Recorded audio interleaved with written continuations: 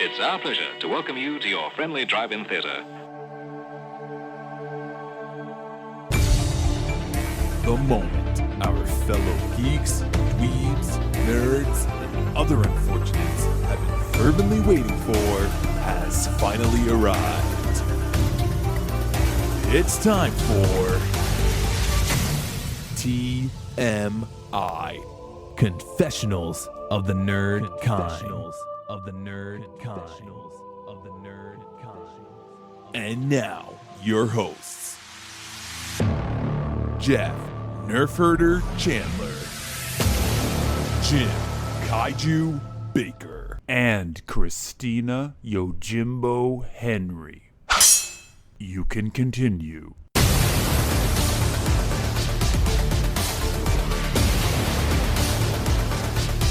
And now, let's get on with the show. Here is TMI. Splash. We could do Splash. We could do a Tom Hanks 80s double feature with Splash Yes. and the Burbs. Oh my gosh. But you know, we could, you know what, this could be like a new series. We could do an actor series Yeah. instead of a director series. And this is our excuse to do a Gary Oldman episode. Social All right, so I'm distancing, recording, man. so let's get into this. We have Yeah, been let's- recording. Let's it. have a Yeah. show. Yes. Well, we had to get that up front. Listen, we got to get the, we haven't seen each other in a week. Hmm. Yeah, I Most know. of us Yeah. haven't seen humans in a week. So, Do we have news? we do have some news. And unfortunately, I think you guys are going to be in the same boat I am. That are we just sick of all this news from The Mandalorian? It's like every week it's just like something else is dropping. It's like, can we just be surprised at this point? Why do you have to ruin everything? I'm for me still now? upset at the Boba Fett reveal from last Well, week. we saw, but here's the one thing, which is, I guess unless Lucasfilm officially comes out and says, here's what's going to happen, it's all speculation and I mean, casting, which there were casting decisions this week, which is what I assume you're going to talk about, Jeff. yeah. Well, we can start with the fact that Katee Sackhoff has been apparently confirmed to appear as Bo-Katan. Mm-hmm. Now, she is a character that exists on Rebels. Katee Sackhoff played her voice on the show, but now she's playing the physical representation.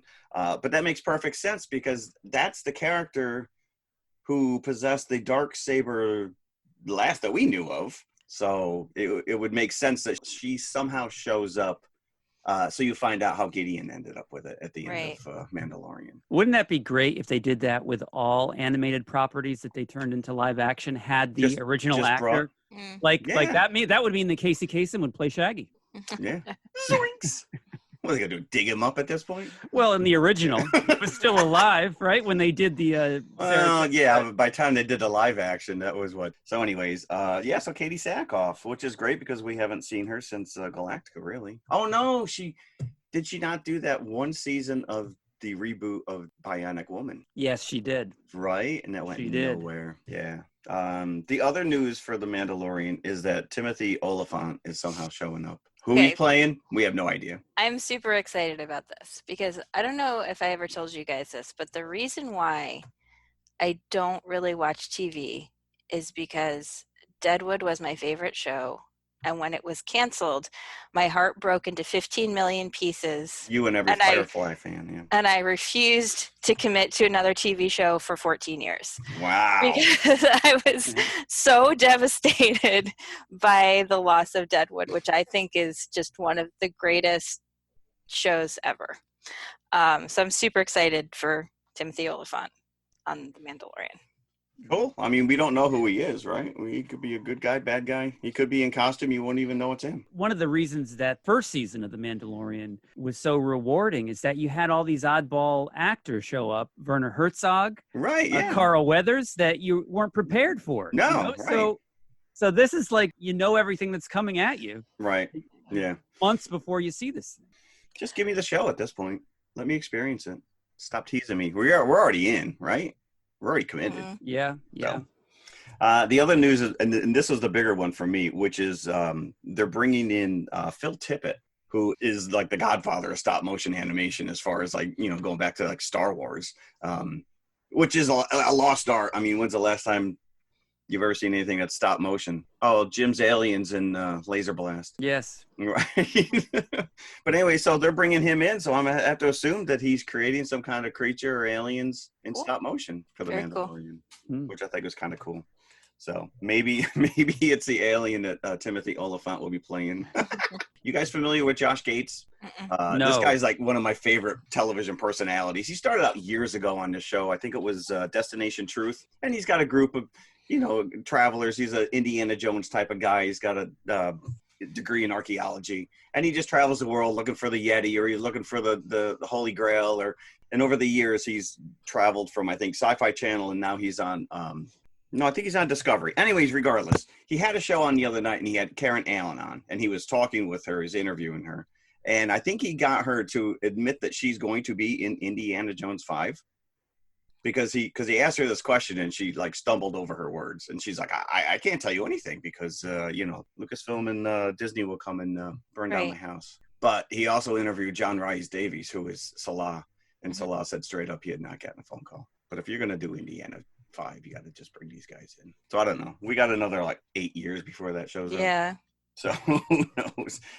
Speaking of 8 years, our poor movie, The New Mutants, we're never getting a chance to see this.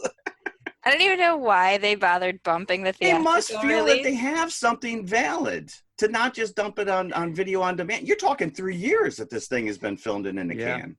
Right. That's what I'm saying. Like, why not just release it on video on Right. demand at this point and not have it end up in the potentially crowded summer when all these Correct. other When all releases these other are movies pushed are now- back? yep, yeah. You know, Well, now it's what? It's August. That they August pushed it back 28th. to, which is traditionally the dead zone of summer. But But to Christina's point, they're pushing everything back. And Right, release it everything's now going to and see- come out en masse in August and September and in October. yeah. So it's going to get lost. I don't know. Like I said, they must feel that they have something worthy to keep for the screen. But yeah, there is a good chance it's going to get lost. I don't know. What's funny, because I keep an eye on what's posted on Twitter, and when that came out, I forget what, maybe it was Variety, whoever's Twitter feed put it out, New Mutants now has an August release date. Somebody retweeted it and said, no, it doesn't. That's funny because I also saw an article where they said that at this point it's like a Guns N' Roses album. You just keep talking Yeah. about it, but it never comes out. The only other news I have, which is Disney Plus is going to be dropping Hamilton. I July saw 3rd. that. July That's a 3rd. So surprise. That's this a big was surprise. intended. This was intended for the theater, correct? This is Yes. this is a filmed production of the original cast on Broadway. So have you guys seen or heard the music? No, I can't afford Hamilton. I couldn't. Okay, get tickets. so I have not seen it. It No, I've played not in seen it. Chicago for 3 years, but the tickets were like $200 to $400. Yeah, and each. they're impossible to find. So, but if you have not listened to the soundtrack, go listen to it because a lot of musicals, the music is like a supplement to like a play structure, right? No, But if you this is not listen it, to yeah. Hamilton, you have the whole story from beginning to end, like, in song. Yeah, in song. So you don't feel like you're necessarily missing anything. I and my entire family basically have this soundtrack memorized, and everyone we know who has seen or listened to it also has the soundtrack memorized. And I said, when they announced the theatrical release, I was like, every single showing is going to be like a sing-along. Yeah, and the sure. 10 people in the audience who have not memorized the Be like, soundtrack what the- are going to what be the- like, what's going on? What we missed out. So, but now it'll be at home, and we can all just sing along in the There privacy you go. Right. of our homes. Yeah. So if you haven't listened to it, go listen to it. It's seriously just like let Lin-Manuel Miranda put you under his spell. Ooh. Yeah. Now, have you guys heard that Amazon, is this a rumor that Amazon is planning on buying AMC? I've not heard that.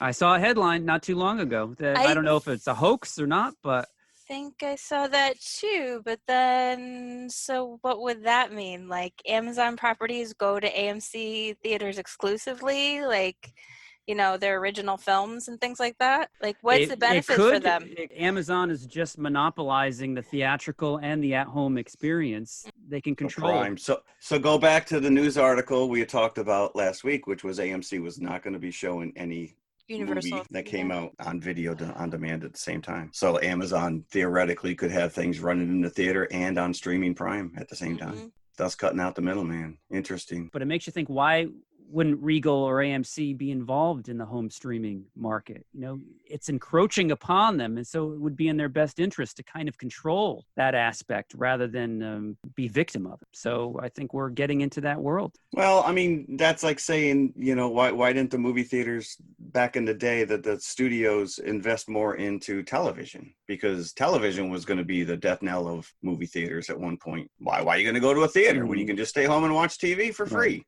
Right. And obviously that didn't happen. But now we have these mega corporations like Amazon that have the capability. Well, yeah. But it is true that the ticket sales comparatively, like from the pre-television era, for movie theaters, there's no comparison. Oh, no, because you didn't have that medium. So it did impact theaters, but then theaters found a way to bring people back to them with like sort of these big spectacle films. But now as like home theater systems get bigger, you know, I remember right when these theaters were going over to digital screenings, and I'm sitting in a theater with my kids and I'm looking at this thing going, my television's got higher resolution than this. So you got to stay one step ahead. Will theatrical movies be for event movies only as we go forward? I mean, I like the theater experience. I like the anticipation of going to the movie, and I like getting my concessions, and I like sitting in the theater and watching 15 trailers for movies I may or may not see. And I just like the whole process. Yeah, I agree. I don't think it's going away. It may change, like you said. You know, you may now have quite a wide berth around you and not have that creepy guy sitting right next to you. Yeah. But I don't think it's going away. Can you imagine plastic partitions in between each seat? No. That would suck. Maybe I'll just put those pool noodles on my head. Stay away. So that's all the news I have. I have one other news item, but it's a downer, so I don't know if we want to talk about it. But we lost Fred Willard yesterday. Now, everybody's bringing up Best in Show, which is a great movie. But when I think of Fred Willard, yes, he's go ahead. Real people. Real people, yep. Well, I'll go Anchorman, which is a more recent movie. Yeah, you know, he was a staple on Everybody Loves Raymond as well. He's got tons of stuff. Yeah, it's sad. He was 86, so he had a nice run. He is in Space Force, by the way, which we have discussed. Yeah. Oh, he is. Yes, okay. He is. Might be a nice little. So there you go. My news. Speaking of home versus theatrical experiences, our feature film this week for our Memorial Day episode, no less. It's about as new as you're going to get. Yeah, it's about as new and theatrical as we'll get in these times. Just dropped on Friday. Yeah, Scoob. Yeah, because I think at this point they've just run out of names for these Scooby-Doo movies. Do we need a new Scooby-Doo movie? Is the question. And is this that question? And is this a Scooby-Doo movie? Really, he's sharing the screen with an awful lot of other characters, and he takes second fiddle quite a bit. So this is more of a Hanna-Barbera movie than a Scooby-Doo movie to me. Yeah, there's a lot of Easter eggs thrown in here, which, you know, is not a bad thing. Listen, I curled up with a nice big bowl of cereal, and I put this on Saturday morning, and I watched it like I was 6 years old, and I laughed out loud numerous times. I mean, I am actually probably more of a Scooby-Doo fan than you guys realize. Hold on. Your confessional was that was your family you wanted to live with. I think we've realized. I have 2 shelves full of Scooby-Doo DVDs. Mm-hmm. I've seen almost every one of the animated films. Yep. This is not fundamentally a Scooby-Doo movie. Yeah, I agree. If you want your Scooby-Doo fix, you are not going to get it with this movie.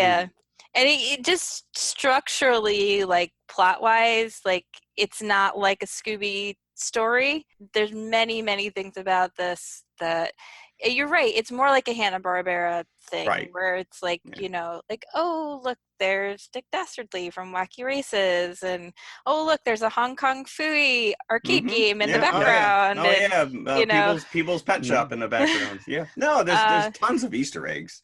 There's a lot of stuff. If you grew up in that era and you watched all those Hanna-Barbera cartoons, it's sort of fun, but it's not a Scooby-Doo movie. I definitely just don't think that it should be billed as such. Well, so here's the thing, which may or may not kind of explain, but this is the first in what they're referring to as Hanna-Barbera's cinematic universe. Another cinematic Yeah, so universe. we are now taking Hanna-Barbera is now taking all of their properties and putting them, which they've done before. Listen, you've already got 1/3 of the Scooby Doobies from Laugh Olympics in this Yes. movie. So And what they're doing smartly, they're taking their most recognized character and using him as bait to get people he's into more watching like a this. MacGuffin. He's what everyone is after because he's the key, quote unquote. I enjoyed it for what it was. And it does start strongly. I think that whole setup where Shaggy meets Scooby, and then you meet the rest of the Scooby gang, and then you get a note-for-note recreation of the opening credits. Which I loved, Yes. which I absolutely Where are loved. The you? minute you saw that house, you're like, it's the house from the opening. I mean, this franchise has been around for almost 50 years. Yeah, but then as soon as you get Blue Falcon and Dynomutt, it kind of goes in a different direction. And then Dick Dastardly comes into it as the bad guy. And then you get Muttley, and then you get Captain Caveman, all these random characters that are being introduced, and it does feel like they're trying to lead you into a land of sequels with all these. Right, correct. But it really bothered me. I mean, yes, Frank Welker's in it as Scooby, and he's played Scooby since 2002. Yep. Yeah. But he's played Fred in Yes. every single Scooby show, Iteration. animation, movie, whatever, since its inception, except for the live action, obviously, Right, and yep. any time when Fred is a child. But Right. other than that, Yep. Frank Welker's always been Fred, and they didn't have him be Fred in this, and it was like I couldn't get over it. Well, I agree with you because some of the casting choices were odd. I mean, because the same thing, Matthew Lillard in the live action has played Shaggy since then. So you're talking 10, 11 years. And we brought up Casey Kasem. Casey Kasem was the heart and soul of Shaggy for, from the beginning. Obviously, he's no longer around, and you've got other actors that have stepped in. But for them to make a conscious decision to not use these actors is kind of an interesting choice.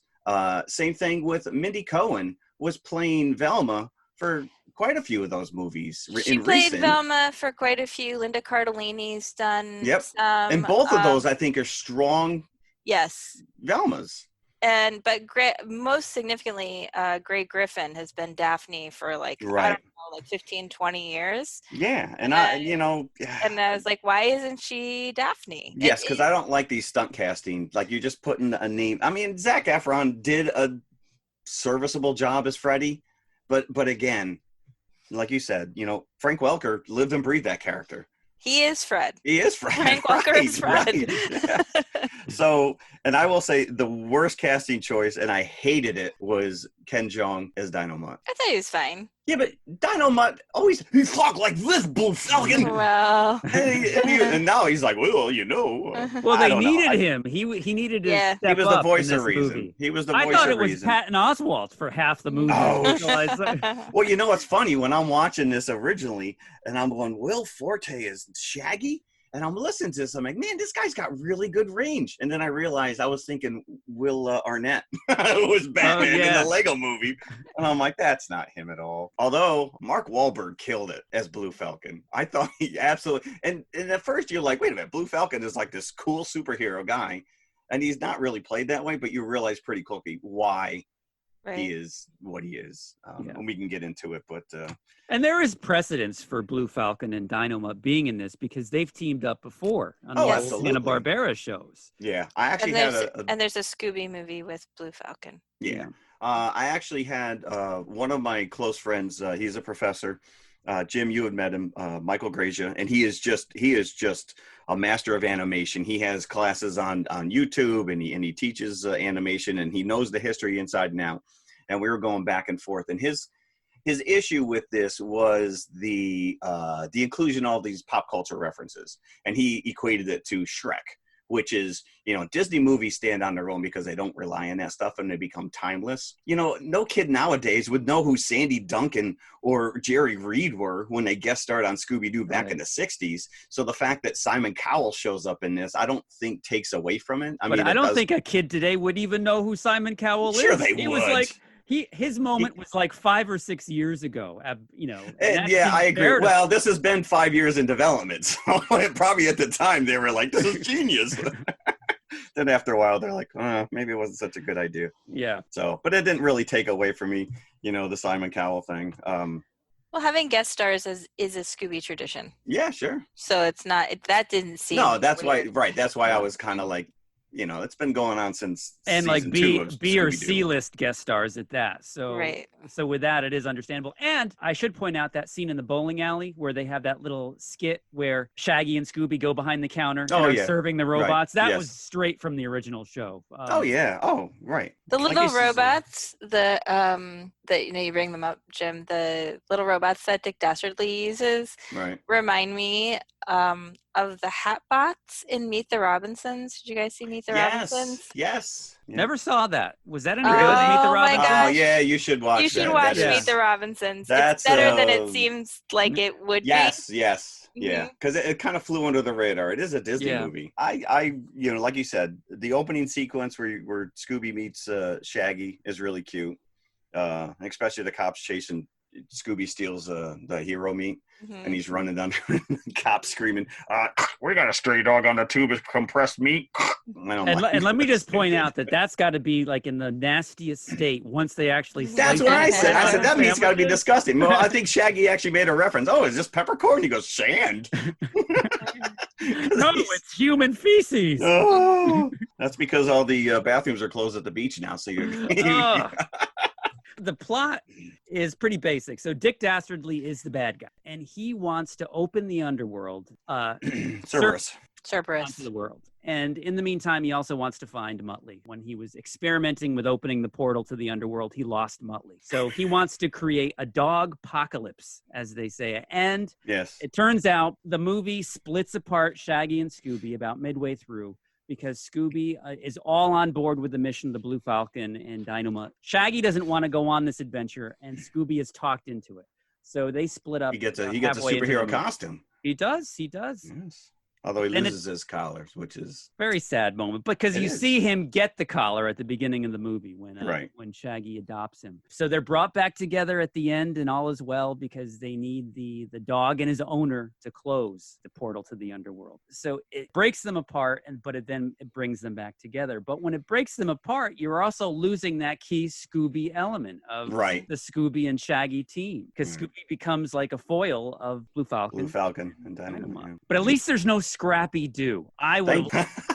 Scrappy There Doo was is in a our graphic this Scrappy-Doo. week for the Instagram page, by the way. This is why I hated Scrappy Doo, is because it took He away always took because- away from Scooby. from Scooby and Shaggy. It became How do you the feel about Scrappy-Doo Scooby Dumb? show. Scooby Dumb or Scooby D? Well, I thought this was interesting that you find out that Scooby is like the last lineage of is it Peritas?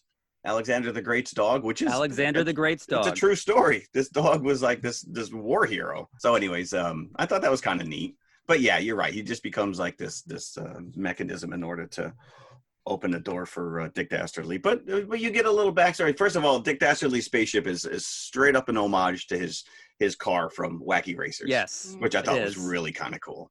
And you get the fact that you see these flashbacks that he really does care about Muttley. And he's really kind of beating himself up over the fact that he trapped Muttley in this realm that that the poor dog is stuck in. He got the riches, but now he can't go anywhere with it. And Jim, you got a nice 1941 reference in there. Yes, with the Ferris wheel. Yeah. Inevitably, in any movie, if there's a Ferris wheel, Ferris it wheel, has you're to gonna break do loose that. from its moorings and roll away. The Ferris wheel can never Curse you, stay Spielberg. in place. And I do, yeah, you mentioned Captain Caveman, played by Tracy Morgan. I thought that was an interesting take on the character. I thought he was kind of cool. Now, wasn't there a caveman also in Wacky Racers that was not Captain Caveman? There's two. They like two cavemen who like hit each other on the heads with their. Oh yes, they had the. So that's why I because they had the rock. They had the rock. Yeah, car, so I was waiting for him to say Captain Caveman, because I'm like, is this Captain Caveman? He Or the did. guy from Wacky Races? And then he did. I'm like, Yeah, he okay, did. it's Yeah. Captain Caveman. Yes. Did you catch the Yankee Doodle pigeon statuette in Muttley's shrine when you saw the flashbacks to Dick Dastardly letting Muttley go through the portal? No, I And didn't then see after- that. I didn't see that. There's a shrine that the kids find of Muttley, and Yankee Doodle pigeon is there. So I don't know if he finally caught him and stuffed him or what, but there he was, and it was just kind of like, that's a little harsh. But you're right. There's all these little Easter eggs with Messick Mountain. who is Don Messick, who actually, I guess, in some of the flashbacks, did the voice of Muttley. But then you also have Billy West did some of the Muttley stuff as well. So they did use old school Don Messick. And when you first see Shaggy on the boardwalk, there's a big building behind him. And it's called Casey's Creations. Yep. Yes, So Casey Kasem. yes. Even the Takamoto Bowl. Takamoto was the animator who actually designed Scooby-Doo. So there's all these little, homages to Scooby's past. And they're all cute.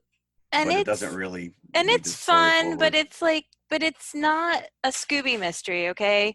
There's no real estate scam. There's no secret treasure.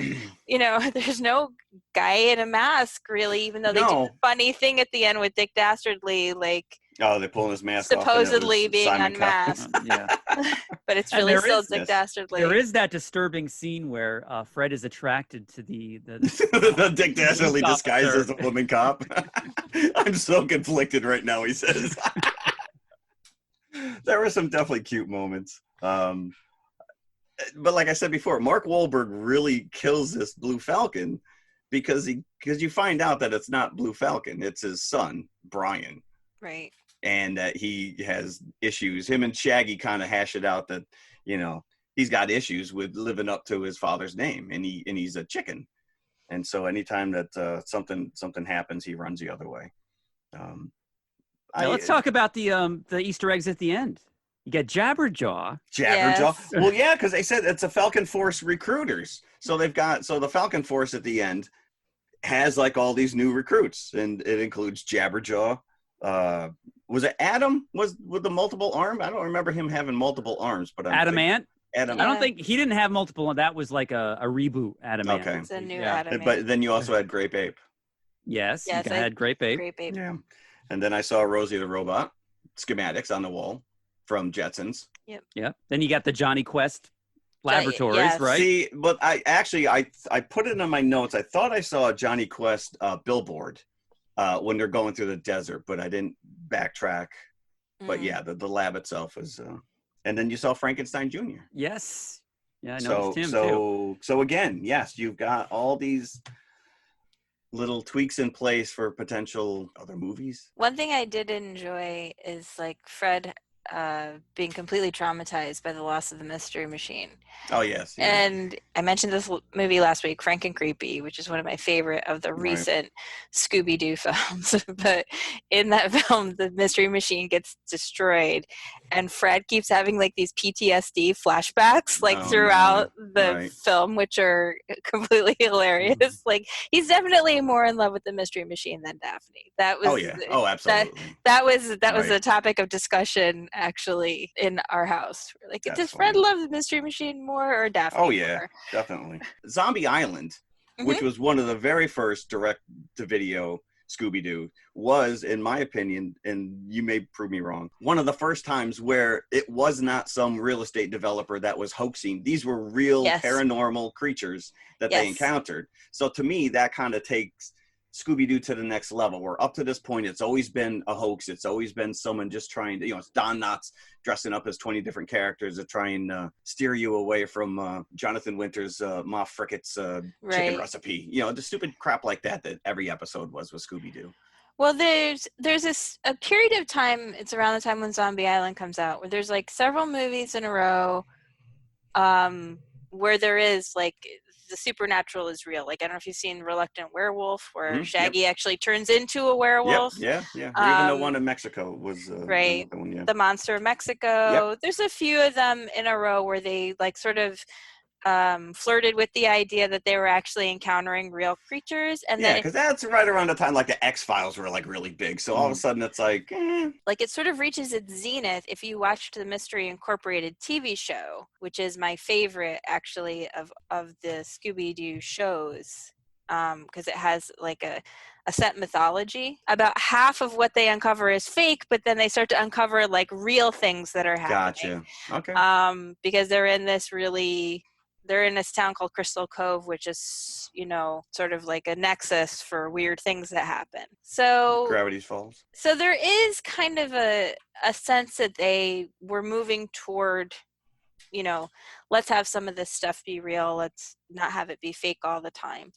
But then after Mystery Incorporated, it seemed like they went back to the Scooby structure, you know, where it's not real. And the films that follow after that, and the TV show that follows after that, which is Be Cool Scooby-Doo. Yep, right. You guys have watched that one, is basically back to like the Scooby. The original.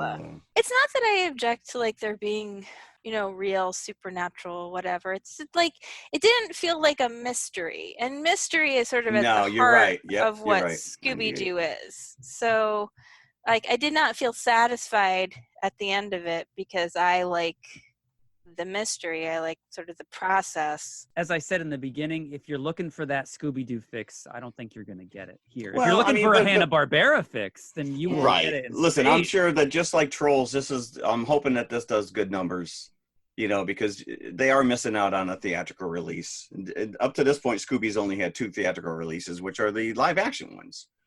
And you know, when they start playing fast and loose with, you know, Shaggy and Scooby smoking pot in the back of the van, you got to, I get it, you know, but it's like, keep my Scooby pure. I don't like those stupid shows. Yeah, and I think the biggest bonus this franchise will get is that kids that are younger who may not have watched Scooby-Doo before or are now into it. Because I can speak for my son who never really, the only way he knows Scooby-Doo or has ever really watched it is because they've guested on Teen Titans Go a couple of times. Oh, really? They have. Yes. I did not know that. So he knew Scooby-Doo. Obviously, you can't not know Scooby-Doo, but he enjoyed this movie, and I think he wants to look into it further. So cool. Well, you got about 50 years worth of movies and TV shows. I know. I can't wait to watch this one that Christina's talking about. Oh well, I have my top 5 recommendations if you want to watch the animated films, like so Abracadabra Do. Yep, that's a good one. Stage Fright, Camp Scare, Phanosaur, which also, by the way, features Fred Willard, and of course Frank and Creepy. Yes. There you go. Yeah. I'm going to bring up an even more recent one, which is the Kiss Rock and Roll Mystery, because I was a huge Kiss fan at the time. I mean, as a kid growing up, I loved Kiss. I didn't necessarily like the music, but I was so fascinated with them as like characters. And do you remember when they had that movie, Kiss Meets the Phantom of the Park? Oh, yeah. Yeah, I mean that was like I couldn't wait to go home, and for whatever reason I was not allowed to watch it, so I had to watch it like years later. And that's what in this. It's not Paul Stanley, it's not Gene Simmons. They're the spaceman and the demon. You know, they're taking their character names and they have these demonic powers, for lack of a better term. So how many buckets would we give this? I'm gonna give it 4. I enjoyed it. I was happy to watch it. Like 3, maybe. You're a Scooby snob. I feel like that there's better Scooby movies out there. There are. Yeah, that was a very half-hearted 3 at that. Wow. Yeah, I was gonna say you wanted to go lower. Yeah. Well, I was kind of thinking, you know, it's funny because I always talk about how like my whole family watches all the movies that we see for the show. Right. Whatever we watch. So when it was over, Chris was like, 2.5, and you know, and really throwing out buckets. Yeah. And Henry said 3.5 because okay, I think he always likes to go up one. I think my son always wants to like. He has a generous spirit, you know, right. And I just, in the end, I sort of felt like if it was a letter grade, it would be a C, you know. So I guess that's a 3, right? Yeah. I mean, I didn't feel warm toward it. Like I didn't have that feeling that I have at the end of a Scooby show or a film that I enjoy. You know, I was like, well, it was diversion for an hour and a half, but that was about it. Yeah, I was entertained, so I'd give it a 3. I immediately started thinking about the, do you remember the Saturday morning cartoon soundtrack CD that came out years ago, Jim? Where everyone did like cover versions of it. That's actually where the Ramones Spider-Man theme song comes from. And is that where Matthew Sweet did? Yes, Matthew Sweet does the Scooby-Doo cover. And who did the Banana Splits? Was that Liz Phair? Liz Phair, yeah. You had Violent Femmes did Eep Bop Ork Yeah, I've got the CD. Now, if we ever need the concession stand, it's for this episode, I think. Scooby snacks all around. Scooby snacks all around on me. All right, let's go and let's come back. Fresh candies, all kinds, all flavors. Cigarettes, America's top brands. Ice cream, smoothly delicious. Burgers with all the fixings. Hot dogs the way you like 'em. Freshly buttered popcorn. French fries. Hot coffee. Pizza that's perfection. Most of us will spend Memorial Day weekend with our families, watching parades, picnicking, golfing, just doing the things we enjoy. To top off a perfect weekend, may we suggest you see our special holiday show. It's an exceptionally entertaining program. So plan to relax and spend a few enjoyable hours with the family at this theater during the Memorial Day weekend. Okay, we're back, and this episode, it was all about Christina. This is her pick, with encouragement from us, by the way. Oh, yeah. This We had choices. You gave us We had choices. Yeah, I did. Choices. Yeah, so Candleshoe, which is from 1978, right? 77. Yes. 77? 77, but it was widely released in 78. Yeah. Starring Jodie Foster, an orphan who's sort of in the foster system in California, and she's basically a juvenile delinquent. She's a punk. Yeah. She's a hooligan and she's a thug. My old man on the porch would be like, get off my lawn. You know, you see her at the beginning of the film running around with a gang of friends, and they're just sort of disrupting things and causing trouble and Chaos. stealing other kids' basketball and generally being little jerks. And then she comes She was not home. endearing to me at all. And the fact that she's wearing an army jacket just kind of like sets the tone. That looks like Travis Bickle's jacket to me. Right? She stole it from him. That's how hard ass she is. And then she comes home and discovers her foster parents have sold her. That was pretty hardcore. And the friggin' foster looks like, I'll knock you cross-eyed. I'm like, you can't talk to your kids like that now. They've sold her to this random guy Who does try to knock her cross-eyed on a couple Right. of Oh, yeah, he did occasions. smack her, Yeah.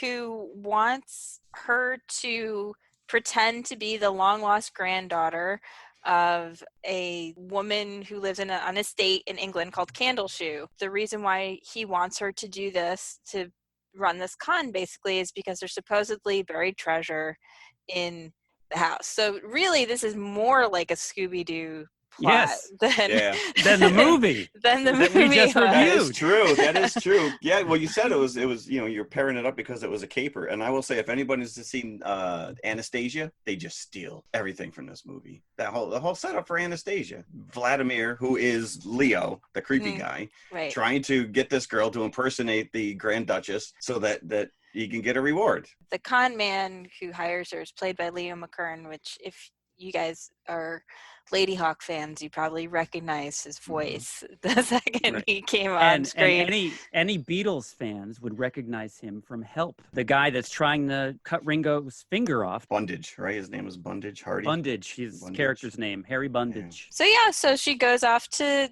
Candleshoe and she pretends to be Margaret, the long-lost granddaughter.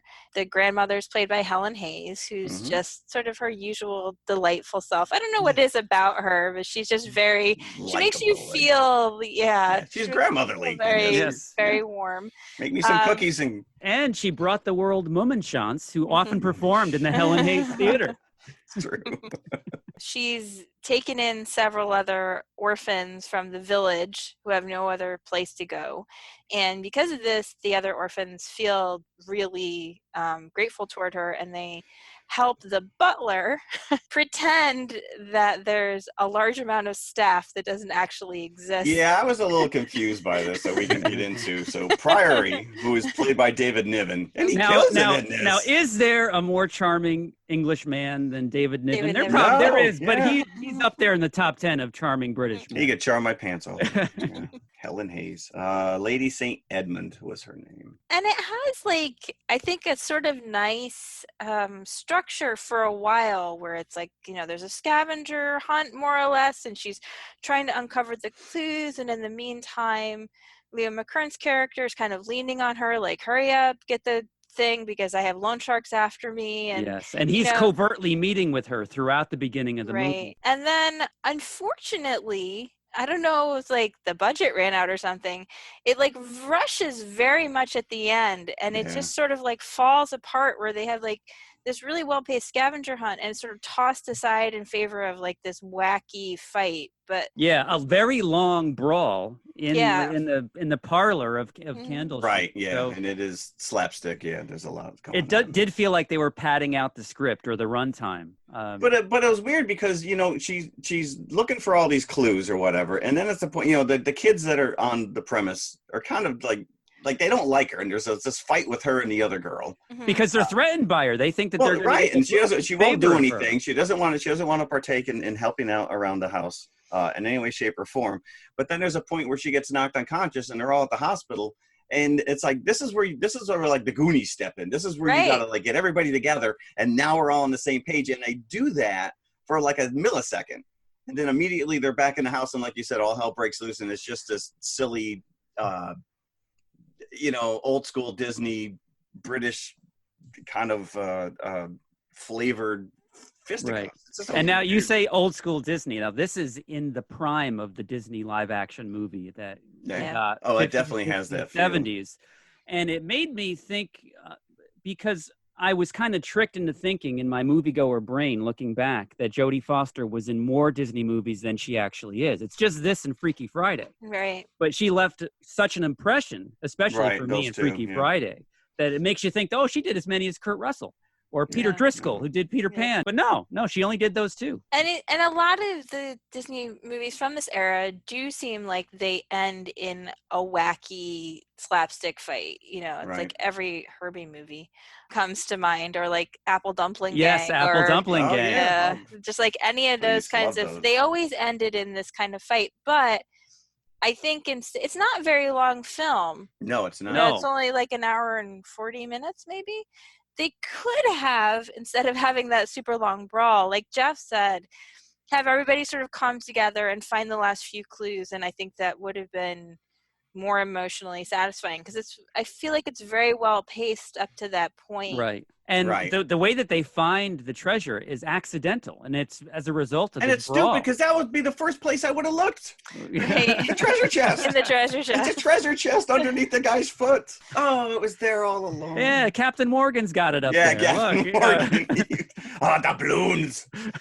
But yeah, they started out because once they all got together and they figured out the next clue, and now they're chasing after the train, which is a really nice sequence. That is a great sequence. They really because there's that scene where the car goes up over the bridge as the train's going underneath it, and it just took me back to like the Aristocats, like silly stuff like that. There's all these little flavors of Disney.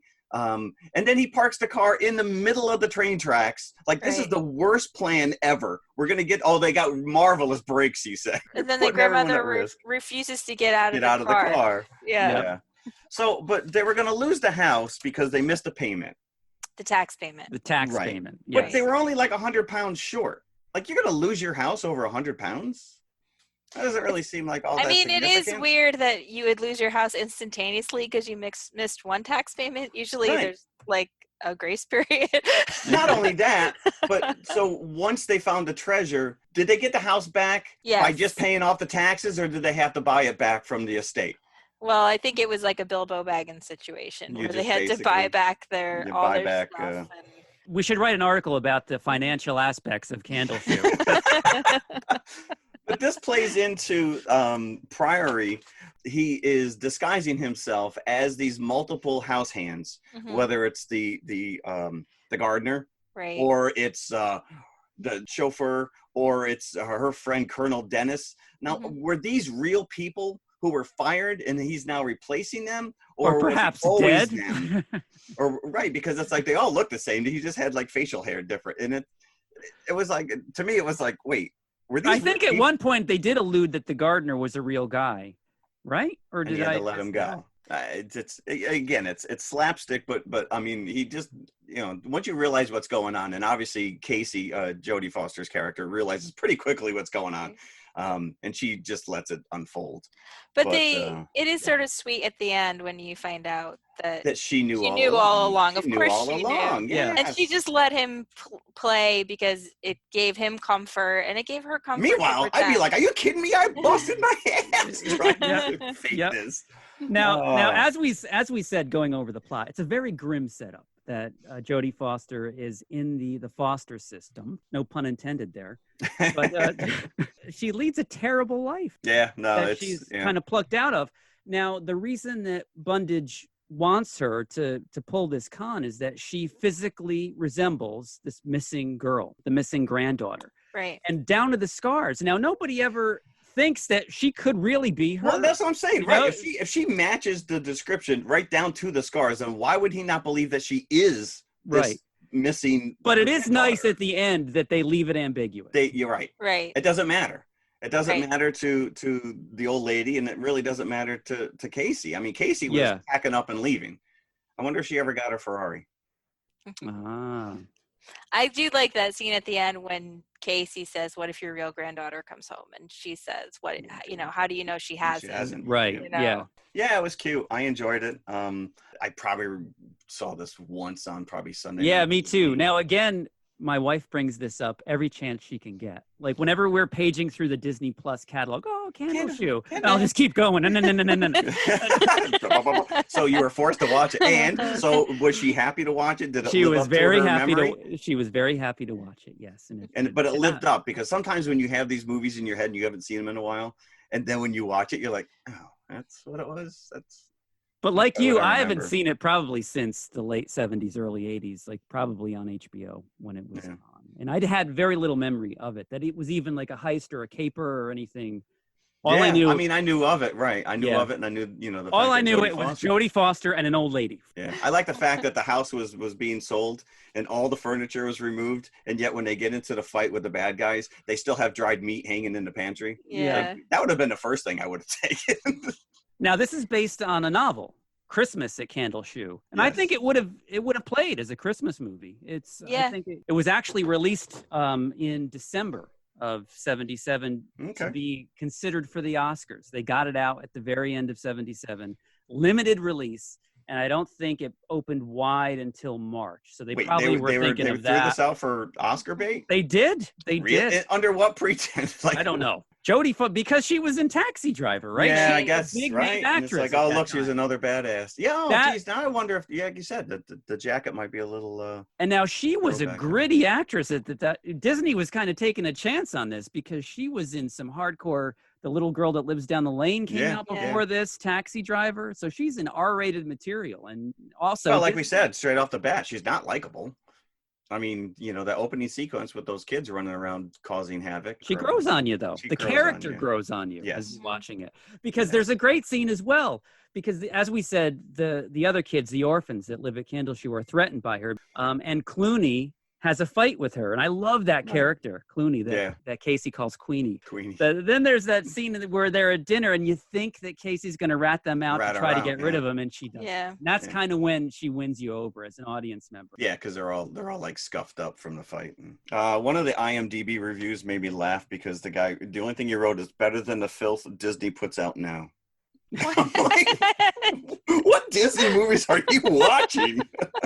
You can say you can use many adjectives for a Disney movie, but filth is not one of them. Why did Pooh and Piglet need to be named That's Teddy a good and question. Piggywig? Teddy They got and the Piggywig. rights. They got the rights own to the the characters, names. Yeah. or is that just because as a little kid that's what you wanted to name your Right. stuffed animals? Or that might be a lift right from the novel. Who knows? I don't know. Yeah, but it was Pooh and Piglet. They didn't try to hide that in any way, shape, or form. So the interior set of the house reminded me a lot of the Hammer horror Ooh. Dracula. Wow. I don't know yeah. if but you, it's a like- beautiful set because that's all in Pinewood Studios. And it reminded me of it so much. I was like, did they use this for Hammer or Dracula? So I went and looked it up, but they did not. They did not. Yeah. That Hammer would have been filmed- pretty cool. Hammer filmed a different studio, but it really looks similar. Even my son was like, "Is that the same chandelier?" So, but no connection. But I did find out that the house is obviously a real estate, Yep. and that the family who lived there has lived there since the 13th century, and Wow. that the house itself is a Tudor era home, like a 500-year-old house. That's cool. In Yeah. Warwickshire. Yeah. Yeah, so I guess people actually kind of sneak over the property to go. Like there are fans of this movie who seek it out. Right. Although Now, there's that one scene where she's with the old lady and they walk up to the windmill. And they I look was back just going to bring that up. They look back upon the estate, and it's such a blatant matte painting Right. on glass of the house. Yeah, Sitting in they between probably the had tree. no real vantage points where they could film that shot No. from a hill around Right. there. The limitation of the time. You just go with it. Leo Hurd, the guy who plays Bundage, like he was on the verge of a massive heart attack every time he opened his mouth. This guy was just, he was out of breath and, give me the rah. I'm like, this guy's going to die. All right. So, Christina, what is your history with Candleshoe? I did not see it in the theater, although maybe I did. I don't know. My mom literally took us to every single Disney film, so it's possible that she took me to this one. But I remember seeing it. Must have either been on the Disney Channel or became available on video, because I remember watching it when I was younger. And then, like, as soon as it was available to buy, or maybe my mom, I think she recorded it, actually. She recorded it off Disney Channel, because I watched it quite a few times when I was young. I remember, like, there being a copy available in the house. And I was looking at some of the original release posters of this, and in some markets it was a double feature with Alice in Wonderland, the animated Alice in Wonderland, obviously. So I don't know if that was America or the UK. I couldn't get any box office numbers. It was a $4 million budget, and I didn't find anything on whether it was a hit or not. But usually these Disney movies were, especially one starring Jodie Foster. I can't imagine that it was a bust. Right. I think it's like just quite a charming little movie. Like I said, it kind of falls apart in the last 15, 20 minutes or so. Yeah, but I think by then you're invested, so you ride it out. But I definitely enjoyed this more than Scoob. Yeah, I will agree. I will agree with that. Jeff, I don't know. No, I went the opposite. I went the opposite. Now, I will take to task. Now, again, you got to think of the times it's made, but when the little girl goes into the karate stance. It's like, wow. It's like, they take the soundtrack of Hong Kong Phooey and put it right correct. into Candleshoe. Yeah, that is the... well, what about the fact that after the two creepy guys basically buy Casey from... her foster parents. They take her to the hotel, and she's standing there in a towel, and then I'm just like, two old creepy guys standing around with a little teenager in a towel, and I'm just like, all right, this can't end well. So, how many buckets would we give to Candleshoe? Christina, you go first. This is your pick. I'm gonna say like 3.5, because it's not like perfect by any means, but I definitely enjoyed watching it again. Yeah, and it's a movie. If your kids have never seen this is a great movie to just kind of watch and unwind, and so I give it 3. Yeah, 3. I'd go 3.25. So I'm between you both. Okay. Did you guys read that Laurence Olivier was set to play Priory at some point? That would have been a completely different. Yeah, I don't think he would have been able to pull it off. I think David Niven is almost tailor-made for live-action Disney movies.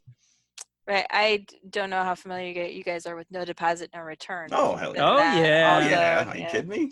That's up there. That was one of probably those movies that they put on in the big screen in the cafeteria of my elementary school. I remember I bought that one a few years ago. When my son was young, we watched the Apple Dumpling Gang, and he went through a very heavy Don Knotts phase. So I just went out and bought like all the Disney movies. Too bad you weren't around when we did The Incredible Mr. Limpet. Right. Has he seen the Muppet Show, the Don Knotts episode of the Muppet Show? It's one of my favorites. It's one of my favorites. I don't know if he's seen that one, but I've never heard a kid laugh so hard. Like any scene Don Knotts is in Don Knotts, in Apple Dumpling Gang. Tim Conway. He used to laugh so hard. So. And that brings up the eternal debate: Mr. Roper or Mr. Furley? Interesting. Well, Roper did get his own TV show out of it for one season. Yeah. Furley was around a lot longer. I don't have serious feelings about this. No, you're not. Leisure Suit or the Moo. So that brings us to, that is not our confessional. That would have been a horrible confessional. Confessionals. So again, this is one from Jeff's brain, like last week. Right? Extension of last week's. Okay. Trying to branch out and talk different stuff that we wouldn't normally talk about. And I know you're a big concert guy. So basically just favorite concert you ever attended. This is very hard. This is very hard. I narrowed it down to 3. Yeah, me too. Different reasons. I don't know who wants to go first. Well, you should go. It's your question. Fine, I'll go first. All right. So Styx, who is one of my biggest bands. I love them. Saw them probably 20 years ago. It was 21 years ago because it was 99 at the Poughkeepsie Civic Center. With Dennis DeYoung? No, which I didn't realize until we're on our way to the concert, and they're on WPDH, and they're like, "Oh yeah, we're here, we're talking," and it was like, "Yeah, no, Dennis DeYoung," and I was heartbroken. But we were pregnant with my daughter Sky at the time, and we went to the concert with my brother and sister-in-law, and they come to my house. I lived in Hopewell Junction at the time, and they knock on the door, and the first thing out of my sister-in-law's mouth is, "So when are we taking the kids to their first concert?" They basically told us that they were pregnant as well. So that was the first time I knew that I was going to have a nephew. Second is also kid related. I took my kids to Tarrytown Music Hall, and this was probably 6-7 years ago, and we saw Weird Al. Now this was Skylar's second concert. I'd taken her to Jones Beach to go see Imagine Dragons, but this was Ben's first concert, and the three of us had an absolute blast. It just stuck with me that it was just because my wife had no interest whatsoever. She was like, "Yeah, I'll pass." And we had such a great time. It's such a small little venue. And it was really the first time where I saw people like taking out their phones and videotaping the entire, like one guy had like a setup, like a tripod behind us. And he just set up his phone and was videotaping the entire thing. And I'm unapologetically, like, not even right. In secret. Like there was a point where you couldn't even, concert-wise, it was just kind of like, what was this like? Grateful Dead, where they had a section for bootleggers? It was bizarre. It was bizarre. It was like, I guess this is legal now. So, but my number one favorite concert of all time, I had just started dating my wife in '96, and her grandparents were big gamblers down in Atlantic City. And the whole family went down for a weekend at Trump Plaza, and Tom Jones was playing. And I said, I didn't like to gamble. I don't like to gamble. To me, I work too hard for my money to just throw it away. And I'm like, I want to go see Tom Jones. So her grandfather got us tickets, the two of us. Now, this is how much my wife loved me, that she actually went through with this. It was cabaret style. And we were media away. I mean, I could touch this guy's feet. And he put on the most ridiculous show. Women in their 60s and little girls in their 20s were all coming up and throwing their panties up on stage. This guy was grabbing his crotch more than Michael Jackson. And it was the most surreal experience I've ever had in my life. And I love Tom Jones. I actually have the Tom Jones show on DVD. I just that cheese factor. And this was right around the time, I think, that Mars Attacks came out, probably 96. Yes. Yeah. Okay. Right around then. Did you slingshot your tidy whities I up did on stage? not. I didn't. If I'd known better, I probably would. I still talk about this today, to this entire experience today, because it was just so bizarre and out there. And my wife, like I said, I have to marry this woman now. So that was my number one, Tom Jones. Should I go? Or do you want to go? Yeah, go ahead. Go ahead. Somebody go. My number 3 would be Suede, London Suede. And now I've brought them up before, and now I cannot impress how much I loved this band in like 93, 94, 95. It felt like they were my discovery, because I went to England in the around Christmas of 92 and came back with one of their singles, and waited for them to be released in the US, because all I had were those 3 songs to listen to over and over and over again. When the album came out, I was then waiting for them to play in the US, and bands like that only played in New York City, so I had to make the travel down there. Saw them with their original guitarist a couple of times, Bernard Butler, and it was just an amazing show. They were on the front wave of the Britpop era before Oasis and Blur in the early 90s, and they were very much Bowie influenced, and I think that's why they spoke to me so much. And it was an amazing hypnotic show, and it just felt like they were of my generation. And unfortunately, it wasn't the U.S. I was you got to go back to the UK. I was in simpatico with a lot of UK bands, and this kind of started that. I was already into the Smiths and Depeche Mode, but this was like on a whole other level. So I would say Suede was number 3. Number 2 was Morrissey, because I bring up the Smiths. Now this was in 91, and he sold out Madison Square Garden in 1991. And this was the first time he had toured since he was with the Smiths. And it was a big deal because Yeah, he was kind of known as a recluse, and you didn't know if he was ever going to tour again. So this was an event. And the crowd was so nuts that people were crowd surfing and being thrown over the security guards onto the stage just so they could hug him and then get thrown off stage. There you go. It was a Hope they didn't mush up chaotic his show. hair. They tried a couple of Yeah, I'm times. sure. He got visibly upset whenever somebody sure. touched his hair. You don't touch his hair. His head jerked back whenever somebody Damn tried to straight. touch his hair. So that was number 2. And then the number 1 would be the first time I saw David Bowie, because I almost fainted at least 10 times during that show. It was the Sound and Vision tour. So it was when he was doing his greatest hits. And he swore at the time that it was the last time he would do his greatest hits, which was a lie. He did them a few years later. He reintroduced them back into his concert set list. But the first time, I just could not believe I was in the same room as David Bowie. And it was the Nassau Coliseum. So I was going to ask you where it was, yeah. A bunch of buddies and I that also loved him. We rented a limo. We Wow. went down to Long Island. It was great. And I probably bought out the T-shirt table as well.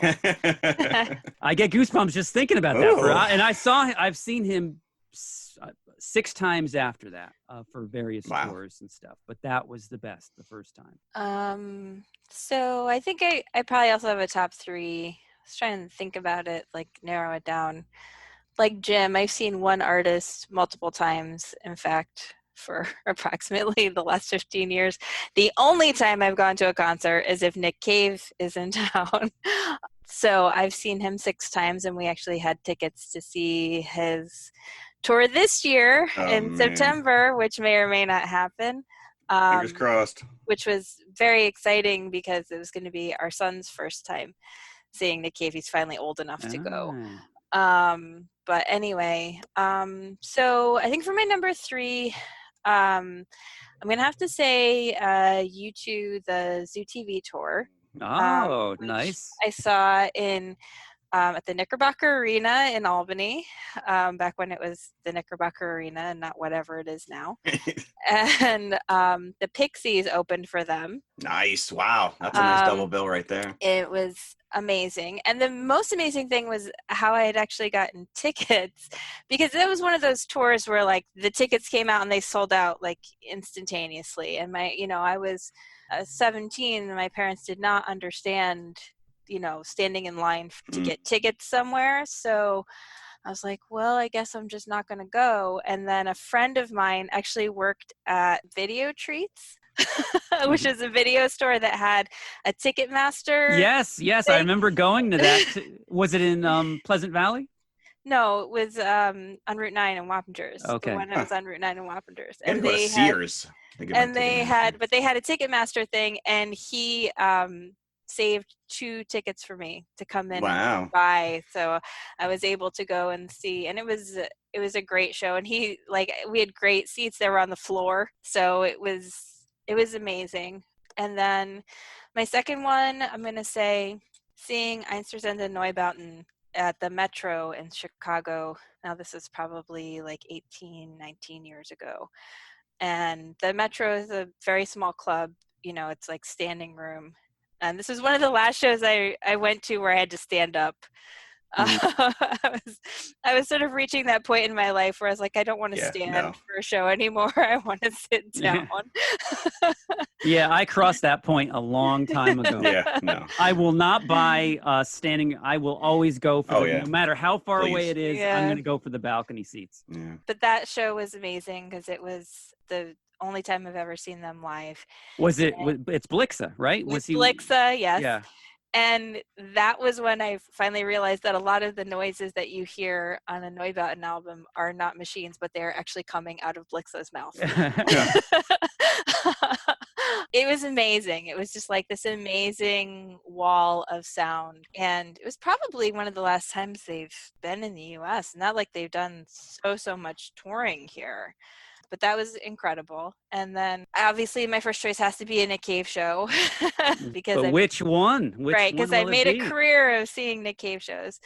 So I think my favorite is probably actually, even though I love to see him with the Bad Seeds, is the Nick Cave solo tour.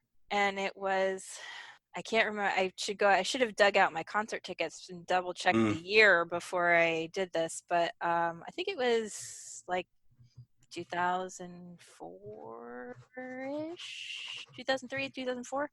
Nick Cave did a solo tour without the Bad Seeds. It was solo piano tour, and he just had Warren Ellis was there doing violin, and then he had a drummer. It was at Park West in Chicago, and it was like one of the best shows I've ever seen, period. Like, it was very low key, like super mellow.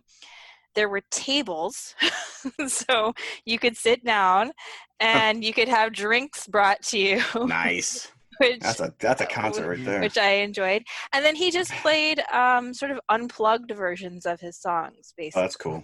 And sometimes he took requests from the audience, and it was really conversational. He was just kind of, because it's a small club, and he was talking to people, and it was just such an intimate experience. I think that's why it stands out. Cool. I saw him only once for the Dig Lazarus Dig tour at the theater, not Madison Square Garden, but at the theater at Madison Square Garden, which is adjacent to the bigger venue. And it was really good. Yeah, no, he's an incredible performer. Like, and if you see him perform with the Bad Seeds, like, he just has like an extraordinary energy on stage. But one of the sad things has been sort of seeing various members of the Bad Seeds leave over the years. Yeah. It's like, I remember the last time I saw them with Blixa, and then I remember the last time Mick Harvey was on stage, and and now Conway Savage actually passed away, which, like, I love Conway Savage, and I remember the last show I saw that he was in, Now, he was the keyboardist, right? Yes, and he sings the falsetto part on When I First Came to Town, which is one of my favorite songs. I named my son after a Nick Cave album, okay? There you go. And we should point out that this is a good plug for your newest collection of novellas, Looking Glass, because there's a Nick Cave connection there, too. Oh, yeah, because I named all the different sections are named after the titles of Nick Cave songs. Nice. Yes. Wow, there you go. Like, Didn't see that connection coming. Yeah. Plug. Plug. Go on Amazon right now. Plug. Looking Glass, Christina Henry. So speaking of your book, I had to giggle out loud. So I started reading The Girl in Red. That's not a good time to read that. No, book. actually, believe it or not, I think it actually adds to it because you can kind of relate to what especially in the flashbacks. But in Candleshoe, there's a scene where they're trying to teach Casey, the likes and dislikes of this Margaret. Right. And she supposedly loves rice pudding. And in your first paragraph, you make you make a reference to the fact that her face was as bland as rice pudding. And it just made me giggle out loud because I'm just like, oh, look, rice pudding. Nobody likes it. It is the worst. You can't do anything to make rice pudding yummy. So what about a follow-up, which is a band that you never got to see? Would have loved to have seen. Oh, this is like another confessional, because I feel like I have to. So we have to wait then? Maybe we'll hold off. Yeah, let's hold Keep off that on for a later date. I got to think on that one. Yeah. So I think that does it for this episode, I think right? So. Are we done? I think we are done. Christina, you got to announce what we're going to do next week. We are finally going to talk about Yojimbo. Wait, we agreed to that? Okay. You did. You agreed, and I'm not letting you back out. Oh, I did my homework. I mean, if our listeners thought that I was excited when we talked about The Hidden Fortress or about Parasite or about The Host, they have seen nothing compared to the degree of enthusiasm I am prepared to bring for this Yojimbo show. Are we going to get a word in edgewise? I have a feeling this is going to be the first annual Yojimbo episode. We're just going to talk about it every year. It is the gift that keeps on giving. Once Christina thinks of what she forgot to say this episode. There you go. Oh, yeah. And another thing. Yep. So, yeah, that's next week. It's a 5-bucket episode. Ooh, 5-bucket. Yes, we haven't done one in Yeah. a while. We haven't done one of those in a while. The Thing was the Nice. last one we did, I think. So, Yeah. Yojimbo, next week. I'm in. I am definitely in. Yes. I think I'll be here, too. So, I think so. Why not? It's not like you got anything better to do. I'm home. You're home. Just We're all like home. all of you, yeah. Still wear a mask, folks. Please. Yes, please. It's the least you can do. That's my PSA. Love you. Thank you for listening. Thank you. Thank you. Bye. Bye. Bye. Hello, everybody. If you liked the podcast you just heard, then please follow TMI on all of our social media outlets. First and foremost, email us at tmipodcast2018@gmail.com. That is tmipodcast2018@gmail.com. And you can follow us on Twitter at TMI_podcast2018. Stop over, say hi, give us a compliment. We'd love to hear from you. Awesome. Make sure you follow us on Instagram as well, which is also TMI_podcast2018. And of course, we are on Facebook, facebook.com/TMI Podcast 2018. And it should be noted, we also have a community page, so join the forum. And if you like to watch YouTube, you can see us at TMI Podcast 2018, all one word. Look for the popcorn bucket. Popcorn bucket. Or you could just go to our website, which has every link there, TMIConfessionalspodcast.com. And we'll see you at the concession stand. We'll save some popcorn for you. Boom, boom, boom, boom.